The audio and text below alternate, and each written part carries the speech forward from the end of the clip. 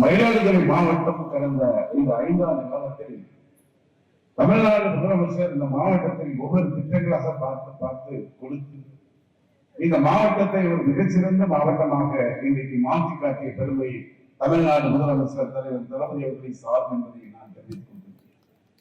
7 மாடிகள் கொண்ட வானுயர்ந்த 114 கோடி ரூபாய் மதிப்பிலான மாவட்ட ஆட்சியர் அலுவலகம், மாவட்ட காவல்துறை அலுவலகம், அரசு மருத்துவமனைக்கு 46 கோடி ரூபாயில புதிய கட்டிடம், மைய நூலகம், கோட்டாட்சியர் வட்டாட்சியர் அலுவலகங்கள், இப்படி எண்ணிலடங்காத திட்டங்களை நிறைவேற்றி தந்த முதலமைச்சர் இந்த மக்களுடைய நீண்ட நாள் கனவாக இருந்த புறவழிச்சாலை 200 கோடி ரூபாயை தந்து மகத்தான திட்டத்தை நிறைவேற்றி தந்தவர் தமிழ்நாடு முதலமைச்சர். அதற்கு துணை நின்றவர் தமிழ்நாடு துணை முதலமைச்சர் மாண்புமிகு நெடுஞ்சாலைத்துறை அமைச்சர் அண்ணன் ஏவா வேலு அவர்கள். அதே போல இந்த மயிலாடுதுறை மாவட்டத்தில் கடற்கரை ஓரம் இருக்கின்ற கிராமம் மீனவ கிராமங்களுடைய பல்வேறு மக்களுடைய நீண்ட கால கிளத்தில் போடப்பட்ட திட்டங்கள் கிட்டத்தட்ட 1500 கோடி ரூபாய்க்கு மேலான திட்டங்கள்.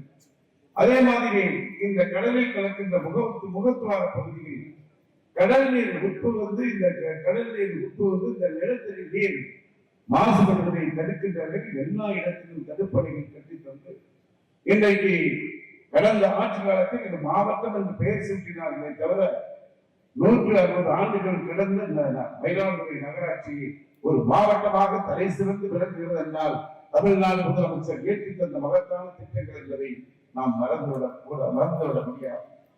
இன்னும் உங்களுடைய கோரிக்கை, இந்த மக்களுடைய கோரிக்கைகள் இருந்து கொண்டேதான் இருக்கு.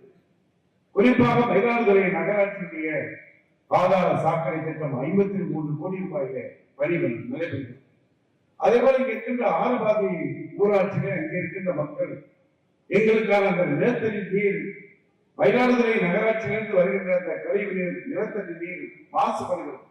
அதற்கான புதிய திட்டத்தை, புதிய சுத்திகரிப்பு நிலையத்தை, சீவேஜ் ட்ரீட்மெண்ட் பிளான் அமைத்தார்கள் என்று கோரிக்கை வைத்தார்கள். அதையும் இன்றைக்கு 19 கோடி ரூபாயிலே ஆறுபாதி ஊராட்சியிலே அந்த சீவேஜ் ட்ரீட்மெண்ட் பிளான் கழிவுநீர் சுத்திகரிப்பு நிலையம் அமைக்கப்பட்டு விரைவில் உள்ள ஒரு 3 மாத காலங்களில் அது தொடங்க இருக்கிறது என்பதை நான் மகிழ்ச்சியோடு தெரிவித்துக் கொள்கிறேன். அதில் என்ன சிறப்பு என்றால், கடந்த ஆட்சி காலத்தில் போடப்படுகின்ற இது போன்ற எஸ்டிபி திட்ட மதிப்பீடு மட்டும் திட்டத்தை நிறைவேற்றிவிட்டு கிழக்கு வைத்து விடுவார். அடுத்த யார் அதை மெயின்டைன் பண்றது? நகராட்சியா என்ன ஏது என்பது அது கேள்விக்குறி. நம்ம முதலமைச்சர் தான் எந்த ஒரு திட்டங்கள் தொடங்கினாலும் இங்கே தொடங்கப்பட்டிருக்கிற அந்த எஸ்டிபிக்கு 10 ஆண்டுகளுக்கு மெயின்டெனன்ஸ் செலவுக்கும் சேர்த்து நிதி ஒதுக்கீடு செய்து தொலைநோக்கு திட்டத்தை தந்தவர் தமிழ்நாடு முதலமைச்சர் என்பதை நான் தெரிவித்துக் கொள்கிறேன். அப்படி இந்த மாவட்ட மக்களுடைய பல்வேறு திட்டங்களை நிறைவேற்றி இன்றைக்கு இந்த மாவட்டத்திற்கு கூடுதலாக தேவை என்பது ஒரு மருத்துவக் கல்லூரி, அதே போல கடலோர பகுதியில் இருக்கிற கிராமங்களுக்கு கொள்ளிடம், கூட்டு குடிநீர், மீண்டும் விரிவுபடுத்தப்பட்ட பகுதிகளுக்கும் மயிலாடுதுறை நகராட்சிக்கு மேம்படுத்தப்பட்ட பாதாள சாக்கடை திட்டம், இது 3 தான் தேவைப்படுகிறது.